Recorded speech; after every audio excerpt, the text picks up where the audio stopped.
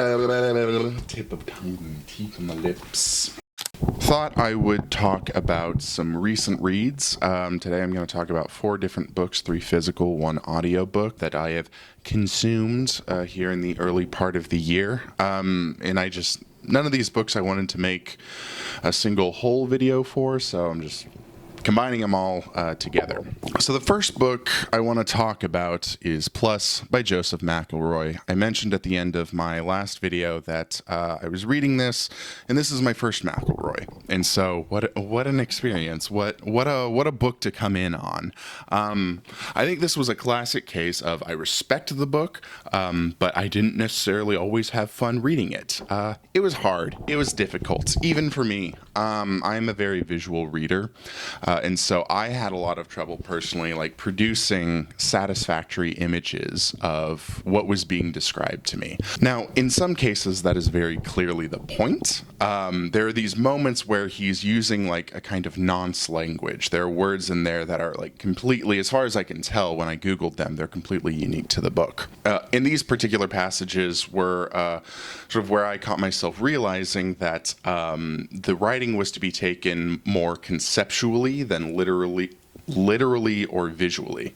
So the basic plot of this book, it's a spooky little ghost story about a brain that controls a sort of space station / like garden or agricultural experiment up in space, and it's orbiting Earth. And it's him, the protagonist is named Imp Plus, and I forget what IMP stands for, but it's an acronym. And it's him coming into consciousness. The consciousness comes from a brain of a man who has a past life on Earth, who is maybe, I couldn't quite tell, but reading reviews it says maybe he was terminally ill, and that's why he agreed to this experiment. And this guy has a past life, and amongst everything else that's happening, we'll get these sort of weird memories of these weird little pictures coming back from his past life. But a lot of the book can be characterized as the brain talking itself through these moments of new consciousness, or moments of maybe separating consciousness. The syntax of McElroy is always the thing that has been kind of remarked upon to me the most. That's kind of his sort of signature, like he just writes in a weird way. And I think of this book is not so much stream of consciousness, but spring of consciousness. It's more about like the growth of the consciousness more than, I guess, the movement of it. There's a sort of dynamic expanding. And so with that being the novel's mission, that kind of necessitates that it be a little weird syntactically, that it talk itself through in unnatural ways, unnatural to us. I believe I called this like science fiction Samuel Beckett. I definitely stand by that. The structure of this book and how it's kind of talking itself through everything, I think just reinforces a habit of McElroy's that is probably more general throughout his fiction, but I think is particularly pronounced in this work. I believe resident YouTube McElroy expert Ben Bookshore has said that Heinz Kidnap is the ideal place to start. Ben, if you're watching this video, and if that's wrong, please correct me in the comments. So yeah, the events of the novel, it all kind of happens pretty quickly. Like, I can't quite remember if it's just like a couple days, maybe a week. It all happens pretty quickly, but this brain only ever talks to 2 voices that are obviously down on Earth, calls one the good voice and the other the acrid voice. And Imp Plus starts having like thoughts of his own, starts thinking into his own consciousness and wanting to be his own consciousness and not just this thing that is sort of autonomously reporting it's the speed of the craft or the growth of the plants. And so there's this point where it starts withholding thoughts, or it starts figuring out how to withhold thoughts. And that withholding unto itself makes Plus more of an individual, more of an ego, just more of its own separate entity, and gives it its own will. And that then, eventuates into the plot of the novel. I guess I'll leave it spoiler-free. It's genuinely one of the more interesting books I've ever read, like on a conceptual level, but it's alien or foreign enough that it was always tough to kind of jump back into the book, so I found myself needing to kind of warm up and reread the previous couple pages. So like I said, it's not a long book. It's like 230 pages. You can kind of see there. But it took me a lot longer to read than a typical, 200-something page book. I gave it 3 stars. I'm very just moody with my ratings. I don't think it's like bad or an unsuccessful book. That is more of a subject reading experience rating for me personally. And then the second book I want to talk about is Slow Days, Fast Company, The World, the Flesh in L.A., and this is by Eve Babitz. Out of all of the books that I'm going to talk about today, this is the author that I'm most interested in reading more of. This is almost kind of the complete opposite of Plus, because first off, it's nonfiction, it's essays, but I would almost describe this as like literary candy, or at least literary candy for someone like me, a person who lives in LA County. This is a series of essays in which I think Babitz does really well to put on this kind of persona with how she structures this book. She wants a romantic interest of hers to read this book, but she knows that he's too vain, that he won't read anything that's not ultimately about him. So she puts all these passive asides kind of in between her essays that are commentaries or inside jokes with this guy. It's almost like interstitial tweets that are directed at this guy that are in some way thematically related to what's going on in the next story. But then a lot of the essays end up featuring romantic interests who are not this guy that she's writing to. So it's a little more of a passive-aggressive way to kind of look where I've been. And so the subject matter is, like, I wouldn't say it's mundane, but like the raciest story in this collection is when like Babitz chickens out on doing heroin, right? For the most part, these are kind of tales of whimsy and gossip in 1970s LA. Eve Babitz was someone who dated a lot of famous people, was friends with a lot of famous people, and was just kind of amongst the cool crowd, was like just one of the writers amongst the cool crowd in LA.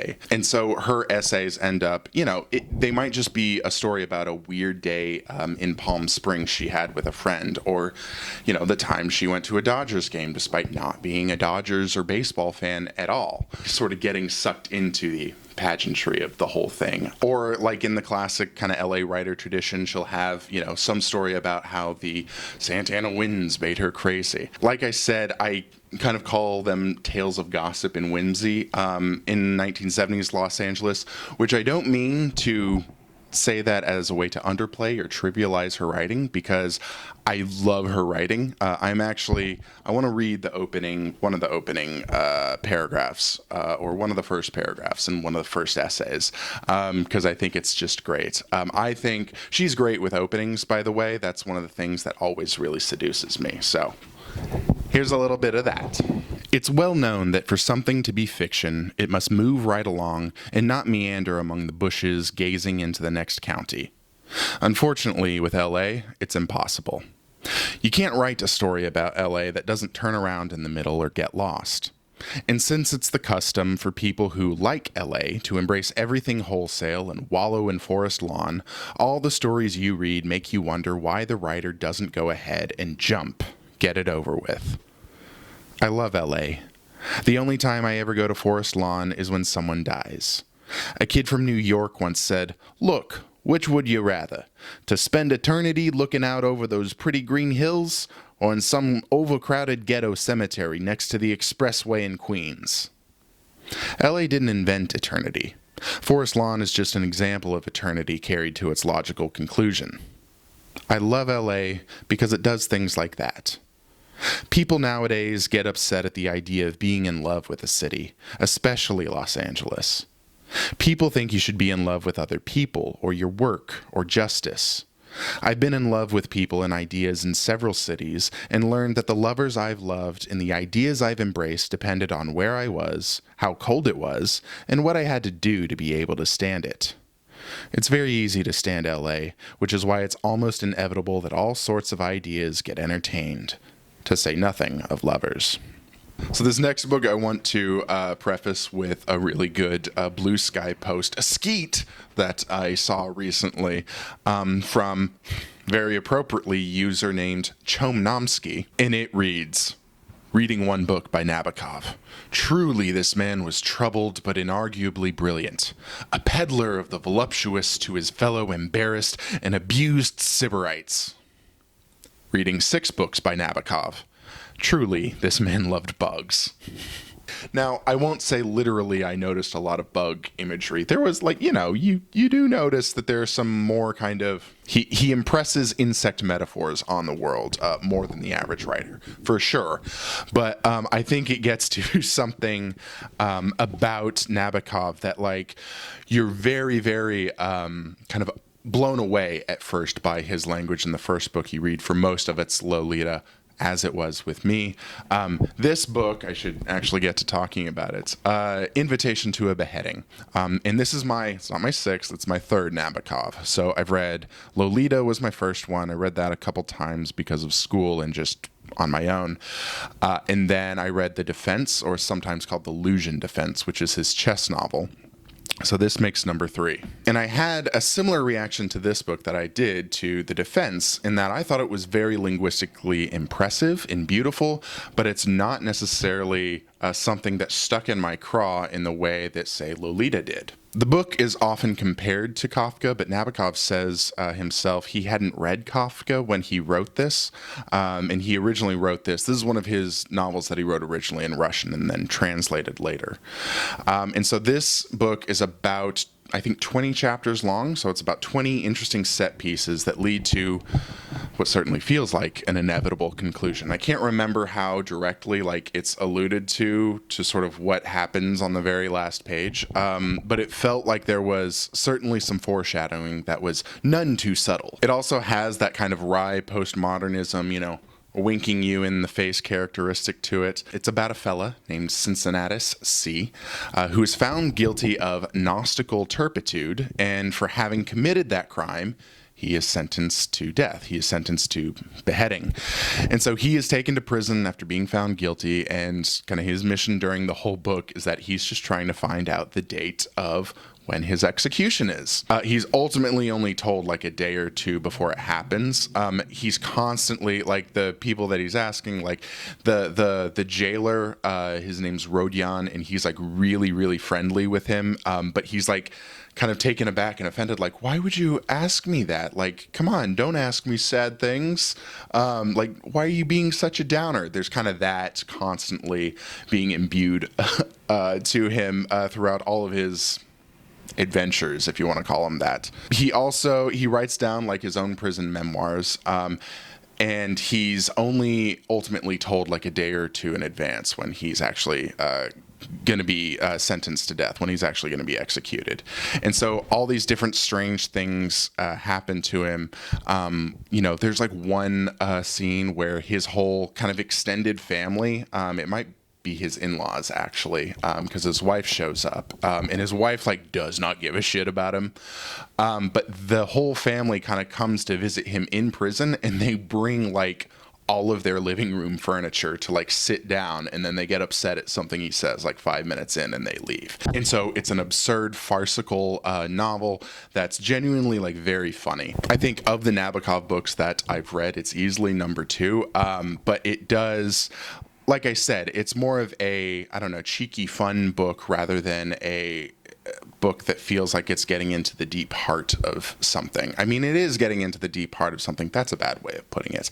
I don't know. I liked this book. I gave it 4 stars. I would recommend reading it if you're a Nabokov fan. And then finally, I want to talk about an audiobook that I read recently, listened to. This is part of kind of an ongoing personal project of mine in which I'm reading biographies of different Soviet leaders. And so I've read Lenin, I've read Stalin, now the latest one, I read Khrushchev, The Man in His Era by William Taubman. Khrushchev is the guy who succeeded Stalin, and he was arguably, the head of the USSR at the height of its power. you might be able to argue certain years of Stalin, certain years of Brezhnev. And one of the kind of key ideas about Khrushchev is that he is a reformer compared to Stalin. One of my favorite movies of all time is The Death of Stalin. I think it's from 2017. So this book is like all of the deep lore of that movie. Khrushchev was born in the Donbass, where there's a war going on right now. And that was like the industrial heart of sort of the Soviet Union back in the day. And Khrushchev kind of came up like literally in the mines, like in labor organizing in the mines. And that's how he, came to eventually be in the Communist Party. And he was always underestimated. He had this very kind of peasant-friendly demeanor about him, and people often kind of attributed to him a simple and rough-hewn language, a simpleton manner. He was often called Stalin's clown. He was kind of the comic relief to Stalin, but he wasn't taken seriously. One of the interesting facts is that, like, at Stalin's funeral, guys that were his, pallbearers, they were sort of situated so that where they ranked was kind of how far at the head of the coffin they were. So like Khrushchev was in the back of the coffin. He was not expected at all to take over the Soviet Union. This is a recurring theme with a lot of kind of Soviet Union and Russian leaders. Stalin was very much this way, very underestimated. People thought Trotsky was the natural heir. Khrushchev was this way. People thought either Beria or either Molotov or Malenkov or both. Honestly. I think it was Malenkov.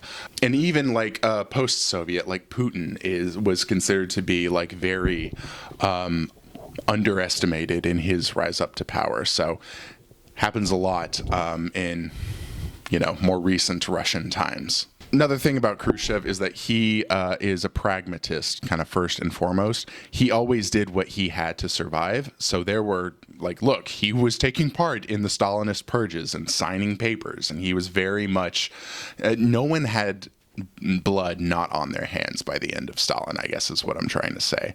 But then just a few years after Stalin's death, he denounced Stalin in like a secret meeting that was not so secret because it was leaked. And he made all these big reforms, including releasing a bunch of political prisoners. He was much more conciliatory with like literary censors. For example, the book One Day in the Life of Ivan Denisovich came out under his regime. This is one of Solzhenitsyn's first big hits. And Khrushchev thought it was great because it could be this, demonstration of honest accounting, right? Of being able to write in a critical and unglamorous way about the previous regime, right? Like didn't want to, there were some other things that he was a little still censorious about. It wasn't like completely happy-go-lucky times. One of the things I was interested to learn about was how much that like Khrushchev was sort of wiped away from cultural memory. He was not spoken a lot about after he was ousted, which was kind of the result of his handling of the Cuban Missile Crisis. He sort of got them into a position of weakness and seemed to be, it wasn't immediately after, it was a couple of years after, but that was kind of the start of the end because he looked like the bitch that was backing down. And then what do we get? We get Brezhnev. And what does Brezhnev do? I don't know. I haven't read that biography yet. I think he has a really cool mustache. No, he has really cool eyebrows. That's what he does. So he makes eyebrows very popular. So I'm looking forward to reading about all the bushy-haired eyebrows in the next biography that I read. Actually, the next book that I'm probably going to read is the next Russian-related book I'm probably going to read is going to be Collapse by... it's the one about the fall of the Soviet Union. Whatever. Doesn't matter. So yeah, those were just 4 of the more interesting books that I've read so far this year. Coming up, I'm reading Divine Days, so stick around, subscribe if you want to see a review on that later this year. I'm also headed to Chicago for 4th of July, around there, of summer. So if you are a fan of this channel and you, want to hang out at a bookstore with me, let me know. Friend me, the best way to message me, friend me on Discord. I'll put a link below. My username is the same as the channel here, except obviously no apostrophe, because they don't allow apostrophes in, or do they? I don't know. I don't think he even tried, but I would doubt they did. So yeah, friend me on Discord and just, I don't know, message me with whatever you're thinking about today, whatever you're reading today. Other than that, I think I'm gonna go enjoy my Sunday, because that's the day I'm recording this. Please go enjoy your fill in the blank day. Bye.